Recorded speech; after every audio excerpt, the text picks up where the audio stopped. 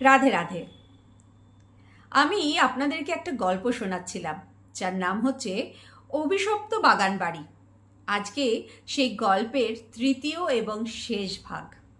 আমি পর্ব দুয়ে মানে গল্পটার দ্বিতীয় ভাগে যেখানে শেষ করেছিলাম সেটা একটুখানি আপনাদের সবাইকে মনে করিয়ে দেব। আমরা শুনেছিলাম জমিদার গিন্নি মানে জমিদার বাবুর স্ত্রী নিজে এসছিলেন মঞ্জুরির সাথে দেখা করতে।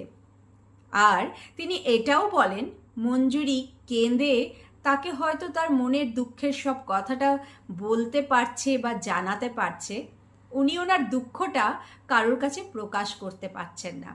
অন্যদিকে জমিদার বাবুর আদেশ মঞ্জুরিকে যেন এই ঘরেই আটকে রাখা হয়, এখান থেকে বাইরে বেরোতে দেওয়া না হয়।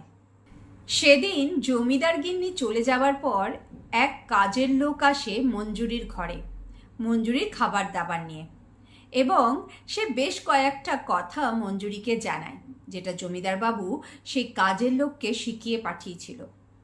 মঞ্জুরি যদি তার স্বামী আর সন্তানের ভালো চায় তাহলে যেন এই জায়গাটা ছেড়ে পালিয়ে যাওয়ার চেষ্টা না করে।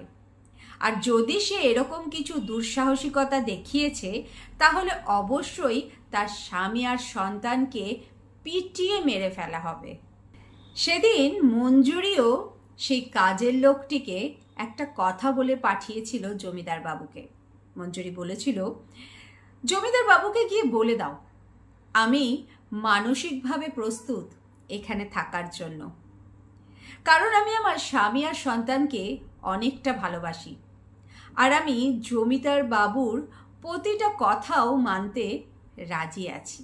সেদিন কাজের লোকের মুখে মঞ্জুরির ফিরে না যাওয়ার কথা শুনে জমিদার বাবু খুব আনন্দ পেয়েছিলেন। পরের দিন জমিদার বাবু নিজে দেখা করতে এসেছিলেন মঞ্জুরির সাথে, সাথে গয়না গাটি শাড়ি ফল কত রকমের খাবার দাবার।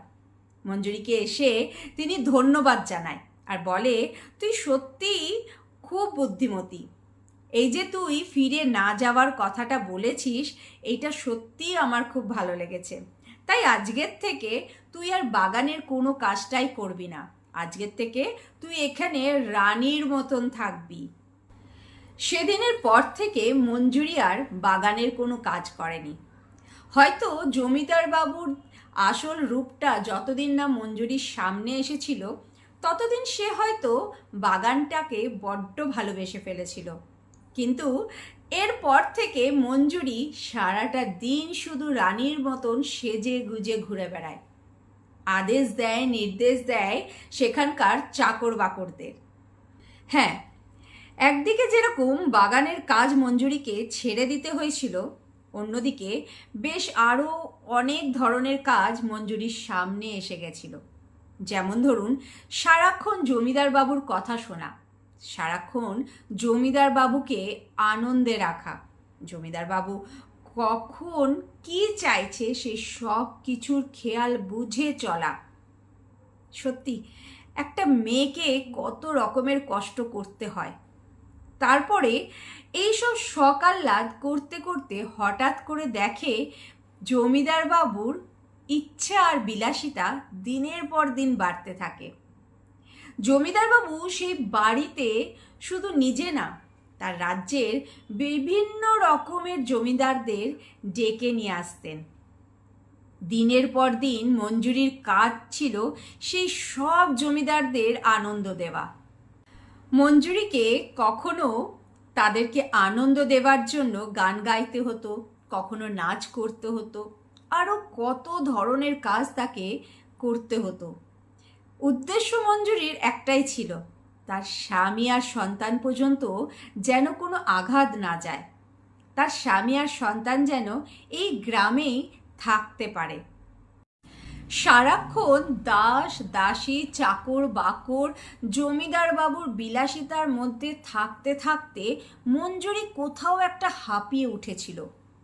তার মনে হচ্ছিল সে হয়তো বেশি দিন টিকে থাকতে পারবে না। একদিন বিকালবেলায় সে এক দাসীকে ডেকে বলে, দাসী, আমার মনটা বড্ড চঞ্চল হয়ে আছে, আমার মনে হচ্ছে একটু বাইরে কোথা থেকে ঘুরে আসলে বেশ ভালো হয়, তুই পালকি তৈরি করতে বল। কিছুক্ষণ পর পালকি করে যখন মঞ্জুরি বাইরে বেরোয়, সেই মুহূর্তে মঞ্জুরি দেখে জমিদার বাবু আর তার স্ত্রী কোনো এক জায়গা থেকে ঘুরে ফিরে আসছিলেন। জমিদার গিন্নিকে দেখে মঞ্জুরি অবাক হয়ে যায়। এই তো সেই মহিলা যিনি আমার ঘরে এসে বলে গেছিলেন, তোর মতন আমারও কপাল পুড়েছে, আমিও কষ্টে আছি, তোর কান্নাটা তুই শুধু বলে বোঝাতে পারছিস, আমি পারছি না।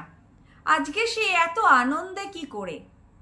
অন্যদিকে মঞ্জুরিকে দেখে জমিদার গিন্নি তার সাথে দেখা করতে আসে।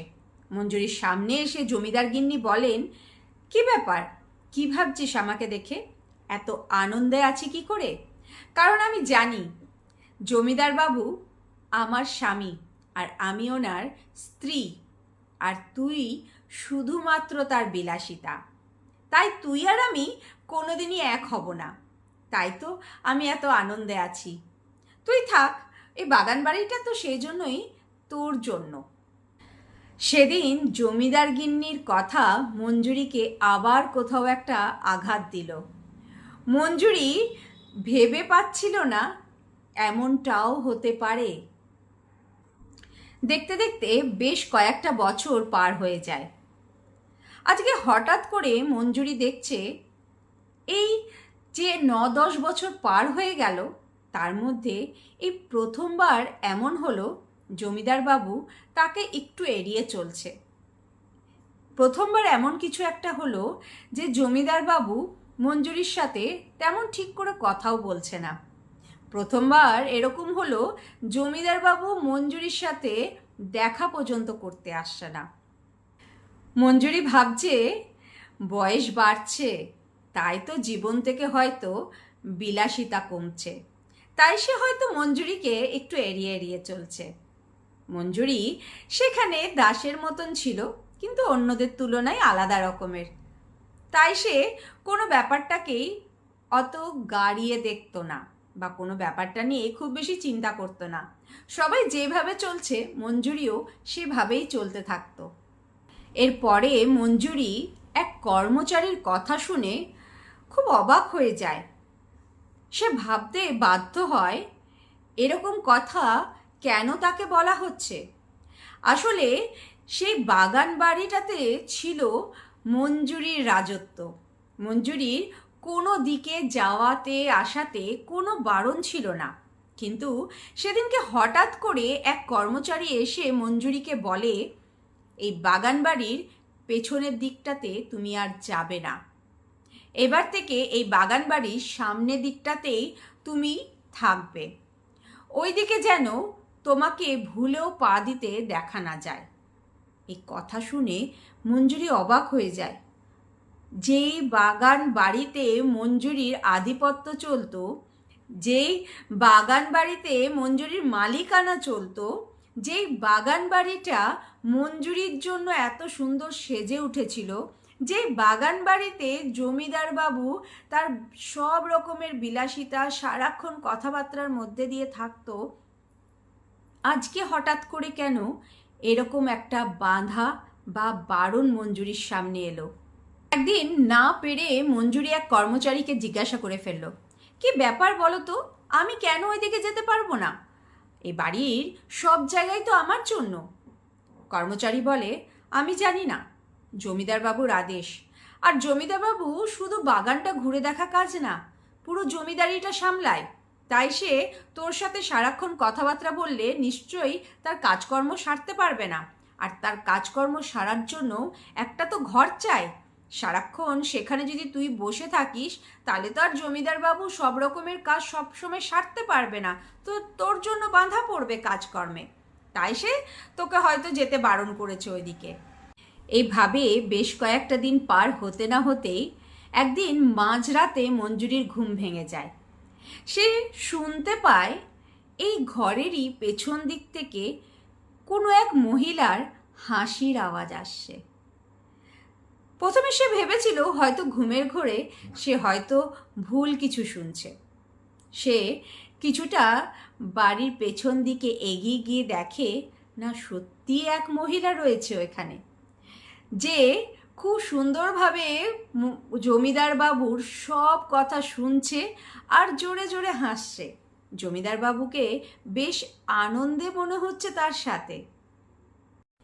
সেদিন জমিদার বাবুকে ওই মেয়েটির সাথে এত আনন্দে দেখার পর মঞ্জুরি সে তার ঘরে ফিরে আসে। ঘরে এসে সে শুয়ে পড়ে।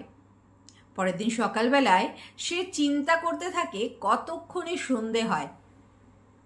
সেদিন সন্ধ্যাবেলায় মঞ্জুরি আবার সেই বাগান বাড়ির পেছন দিকে যায় সে মেয়েটির খোঁজ করতে। গিয়ে দেখে মেয়েটি খুব সুন্দর একটা লাল রঙের শাড়ি পরে রয়েছে। তার গা ভর্তি গয়না, হয়তো জমিদার বাবুই সব দিয়েছে। মাথায় তার ফুলের মালা গোজা। ঠিক যেন মনে হচ্ছে এই সব কিছুই যেন ওই মেয়েটার জন্যই তৈরি হয়েছে। গায়ের রং যেমন পরিষ্কার, মাথা ভর্তি চুল। মেয়েটির পেছন দিক থেকেই শুধু মঞ্জুরি তাকে দেখতে পেয়েছিল। আর খুব ইচ্ছে ছিল মেয়েটি দেখতে কতটা সুন্দরী হবে যে জমিদার বাবু সারাক্ষণ তার সাথে সময় কাটাচ্ছে।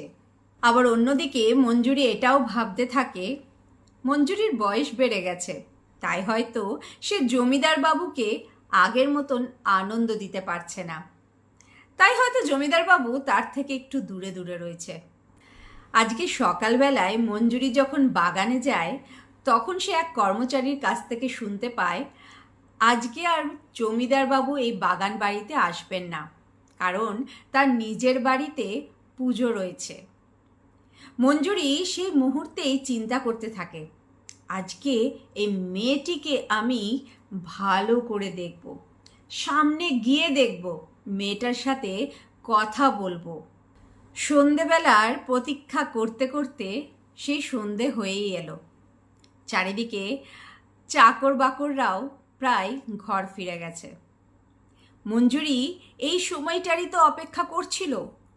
আস্তে আস্তে মঞ্জুরি সেই বাগান বাড়ির পেছনের দিকে ঘরটার কাছে যেতে থাকে। সে কিছুটা যেতে গিয়ে দেখে মেয়েটি ঘরের বাইরে দাঁড়িয়ে আছে। মঞ্জুরি গিয়ে সামনে দাঁড়ায় আর বলে, এই মেয়ে, তুমি এখানে কি করে এলে? তোমার নাম কি? মেয়েটা প্রথমে ভয় পেয়ে যায়, দৌড়ে ঘরের ভেতরে ঢুকে যায়। তারপরে মঞ্জুরি আবার তার ঘরের সামনে গিয়ে বলে, আমি কি তোমার ঘরের ভেতরে আসতে পারি? মেয়েটা শুধু মাথা নেড়ে বলে, আজ্ঞে। মঞ্জুরি মেয়েটিকে গিয়ে জিজ্ঞাসা করে, তুমি কি করে এলে? যাই বলো তাই বলো, তুমি দেখতে কিন্তু খুব সুন্দর। তোমাকে দেখে মনে হয় তুমি স্বর্গ থেকে এসেছো, স্বর্গের কোনো পরী তুমি। যত সুন্দর তুমি দেখতে, তোমার গায়ের রং একদম সোনার মতন, এত সুন্দর চুল তোমার, ঠাকুর তোমাকে অনেক সময় করে বানিয়েছে। এসব কথা শুনে মেয়েটা লজ্জায় পড়ে যায়। মেয়েটা বলে, না না, তেমন কিছু নয়, ওই একটু। তখন মঞ্জুরি বলে, এখানে কি করে এলে? মেয়েটা জানায়, ওই যে জমিদার বাবু খুব ভালো মানুষ, উনি আমাকে ভালোবাসেন, তাই তো উনি আমাকে বিয়ে করবে বলে এখানে নিয়ে এসেছে। এই কথাটা শোনা মাত্রই মঞ্জুরি তার নিজের জীবনের কথাটা মনে পড়ে যায়। সে ভাবতে থাকে, তার মানে জমিদার বাবু সেই একই ছলনা করছে এই মেয়েটির সাথে। মেয়েটির সাথে কথাবার্তা বলার পরে যখন মঞ্জুরি তার ঘর থেকে বাইরে বেরোতে চায় তখন সে মেয়েটির হাতে একটা দাগ দেখে। সে মেয়েটিকে গিয়ে বলে, এই মেয়ে, তোমার হাতে এই দাগটা কি করে? মেয়েটি বলে, আমি জানি না, এই দাগটা আমার ছোটোর থেকেই। মঞ্জুরি জিজ্ঞাসা করে, তোমার বাবা মাকে কোনোদিন জিজ্ঞাসা করনি? মেয়েটি বলে, আমার মা তো অনেক ছোটোতে মারা গেছে, বাবাকে কোনোদিন এসব জিজ্ঞাসা করে উঠিনি। মঞ্জুরি ওই মেয়েটিকে দেখে দু চোখ ভরে কাঁদতে থাকে। তারপরে হঠাৎ করে মঞ্জুরি সেই ঘর থেকে বেরিয়ে যায় আর সেই ঘরের দরজাটা বাইরের থেকে আটকে দেয়। মেয়েটা অনেক জোরে জোরে চিল্লাতে থাকে, আটকালে কেন আমাকে, খোলো বলছি। মঞ্জুরি কোনো কথা না শুনে সে ঘর থেকে দৌড়ে বেরিয়ে যায়। সেদিনকে মঞ্জুরিকে কেউ দৌড়িয়ে ধরতে পারছিল না, এত জোরে দৌড়চ্ছিল মঞ্জুরি। কোথায় যাচ্ছিল মঞ্জুরি তারা সবাই জিজ্ঞাসা করতে থাকে, এই মঞ্জুরি তুই কোথায় যাচ্ছিস? কোনো উত্তর কারোকে দেয়নি মঞ্জুরি, সে শুধু জোরে জোরে দৌড়াতে থাকে। দৌড়তে দৌড়তে সেদিন মঞ্জুরি প্রথমবার জমিদার বাবুর বাড়িতে এসেছিল। হ্যাঁ, মঞ্জুরি সেদিনকে জমিদার বাবুর বাড়িতে আসার জন্য এত জোরে জোরে দৌড়াচ্ছিল। সে জমিদার বাবুর গেটটা খুলে জমিদার কৃষ্ণকান্ত বলে ডেকে ওঠে। জমিদার বাবু বাইরে এসে বলে, মঞ্জুরি, এত সাহস তোর যে তুই আমার নাম মুখে নিস? তুই জানিস আমি কে? মঞ্জুরি বলে, আমি জানি তুই জমিদার, আমি জানি তুই জমিদার কৃষ্ণকান্ত, আমি জানি তুই আমার জীবনের 10টা বছর কিভাবে আমার সাথে খেলেছিস, আমি জানি তুই কি কি শর্ত আমাকে দিয়ে করিয়ে নিয়েছিলিস শুধু তোর বিলাসিতার জন্য, তাই আমাকে নতুন করে তুই কিছু মনে করাস না। এই কথা বলার পর মঞ্জুরি তার কোমর থেকে একখানা দা বার করে। মঞ্জুরি বলে, বাগানের কাজ ছেড়েছি তো কি হয়েছে, ভুলে যাইনি আমি বাগানের কাজ, গাছ কাটতে আমি আজও পারি জমিদার কৃষ্ণকান্ত। এই বলে সে এক কোপ বসিয়ে দেয় জমিদারের গলায়। সবাই দেখে হতবাক, এ কি করলো মঞ্জুরি, কেন এমন করলো মঞ্জুরি? 10 বছরে যে মেয়েটা কোনোদিন কারোর সাথে জোর গলায় কথা বলেনি, আজকে সেই মেয়ে এরকম কি করে করতে পারলো? সবাই কেঁদে উঠল, চিৎকার করে উঠল। জমিদার গিন্নি এসে মঞ্জুরির পা ধরে বলছে, মঞ্জুরি থামো, এই তুমি কি করছো, কেন এমন করছো? মঞ্জুরিকে সেদিন থামানো যায়নি, দা নিয়ে সে কোপের পর কোপ মারতে থাকে জমিদার কৃষ্ণকান্তকে। সবাই অবাক হয়ে যায়, কেন এমন করলো? সেদিন মঞ্জুরি জমিদার বাবুকে মারার পরে সেই রক্তমাখা দা পরিবারের সবার দিকে তুলে ধরল আর বলল, এখানে না, আমি কেন এমন করলাম এটা আমি তোদের সবাইকে দেখাবো আমার ওই বাগান বাড়িতে। সেদিনকে মঞ্জুরি পরিবারের সকলকে টানতে টানতে নিয়ে যায় সেই বাগান বাড়িতে, গিয়ে দাঁড় করায় সেই বাগান বাড়ির পেছনের ঘরটাতে। পেছনের ঘরের দরজা খুলে দেওয়া মাত্রই সেই মেয়েটি যখন সামনে আসে, মঞ্জুরির ওই রক্তমাখা শরীর, হাতে দা দেখে মেয়েটা ভয় পেয়ে যায়। মেয়েটা ভয়ে কাঁদতে থাকে। মেয়েটাকে দেখিয়ে মঞ্জুরি কৃষ্ণকান্তের পরিবারের সবাইকে বলল, যে কাজটা আজকে আমি করেছি সেই কাজটা যদি তোরা সেদিন করতি যেদিন জমিদার কৃষ্ণকান্ত আমাকে এই বাগান বাড়িতে এনে আটকে রেখেছিল, থাকার জন্য দিয়েছিল অনেক রকমের শর্ত, সেদিনই যদি তোরা এই কাজটা করে দিতি তাহলে আজকে এই দিনটা আসতো না। আসলে কৃষ্ণকান্ত আমার দারিদ্রতা, আমার দুঃখ কষ্ট, আমার গরিব হওয়াটাকে কাজে লাগিয়েছিল। কৃষ্ণকান্ত আমার সহজ সরল হওয়াটাকে কাজে লাগিয়েছিল, তাই তো সে সেদিনকে আমাকে এইখানে আটকে রেখেছিল। সেদিনকে কিন্তু তোরা সবাই নিজের নিজের স্বার্থ দেখে সরে পড়েছিলিস, কেউ ছিলিস না আমার পাশে। তোরা জানিস, এই যে মেয়েটি এখানে দাঁড়িয়ে আছে সেটা আর কেউ নয়, সেটা আমার মেয়ে। আমার মেয়েকেও কৃষ্ণকান্ত সেই একই ছলনা করে এখানে নিয়ে এসে রেখেছে। একজন মা হয়ে আমি মেয়ের এই দৃশ্য আর এই দুঃখ কষ্ট কিছুতেই সহ্য করতে আর পারলাম না, তাই জমিদার কৃষ্ণকান্তর সঠিক বিচার আমি নিজেই করলাম। মঞ্জুরির কথা শুনে সেদিনকে ওই মেয়েটি মঞ্জুরির সামনে এসে দাঁড়ায় আর বলে, তুমি আমার মা, আমাকে তো বলা হয়েছিল আমার মা ছোটবেলাতেই মারা গেছে। মঞ্জুরি বলে, তোর বাবার কোনো দোষ নেই। তোর বাবাকে প্রাণে মেরে দেবার ভয় দেখানো হয়েছিল। তোকে আর তোর বাবাকে গ্রাম ছেড়ে বেরিয়ে যাওয়ার ধমকি দেওয়া হয়েছিল।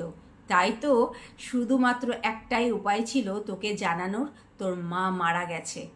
আমি বেঁচে আছি, তোর সামনেই দাঁড়িয়ে আছি, কিন্তু যে দুঃখ কষ্ট আজকে আমি 10 বছর ধরে সহ্য করেছি, সেই দুঃখ কষ্ট আমি তোকে সহ্য করতে দেব না বলেই আজকে এই কাজ করেছি। নিজের মেয়েকে সব কথা জানাবার পরে মঞ্জুরি আবার কৃষ্ণকান্তের পরিবারের সামনে গিয়ে দাঁড়িয়ে বলেন, যেরকম আমার দারিদ্রতাকে কাজে লাগিয়েছিল কৃষ্ণকান্ত, যেরকম আমার সহজ সরল হওয়াটাকে কাজে লাগিয়েছিল কৃষ্ণকান্ত, সেরকম আমারও অভিশাপ থাকলো এই বাড়ির উপরে। আজকের থেকে এই বাড়িতে যতগুলো কন্যা সন্তান হবে তাদের প্রত্যেকের কাছেই সব রকমের সুযোগ সুবিধা অর্থ থাকার পরেও তারা অন্যান্য পুরুষ মানুষের সামনে নাচ করবে, গান করবে। তারা নিজেদেরকে বাইরে পুরুষের সামনে নিজের থেকে বিলিয়ে দেবে। তাদেরকে কেউ জোর জবরদস্তি করবে না, তাদেরকে কেউ ভয় দেখাবে না, তাদেরকে কেউ এটা বলবে না তুই যদি আমার সামনে না নাচিস না গান করিস তাহলে তোর পরিবারের লোককে মেরে ফেলবো, গ্রাম ছাড়া করব। তারা যা করবে নিজেদের ইচ্ছাতে করবে। সেদিন জমিদার বাড়ির সবাইকে অভিশাপ দেবার পরে মঞ্জুরি তার মেয়ের সামনে গিয়ে আবার দাঁড়ায়। মঞ্জুরি তার মেয়েকে বলে, আমাকে ক্ষমা করে দিস, আমি একজন ভালো মা হতে পারিনি। মঞ্জুরির মেয়ে মঞ্জুরিকে বলে, মা এইভাবে বলো না, তুমি চলো আমার সাথে ঘরে ফিরে। মঞ্জুরি বলে, ওরে 10টা বছর আমি ঘর ছাড়া, এই সমাজের লোক আমাকে আর মেনে নেবে না। দোষটা যারই হোক না কেন, শেষ পর্যন্ত আঙ্গুলটা কিন্তু আমার দিকেই উঠবে।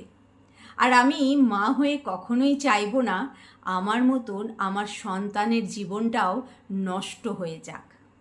এই বলে মঞ্জুরি এক দা দিয়ে কোপ বসিয়ে নেয় নিজের গলাতে। শেষ হলো অভিশপ্ত বাগানবাড়ি গল্প। এই গল্প আপনাদের কেমন লাগলো অবশ্যই কমেন্টে জানাবেন। রাধে রাধে।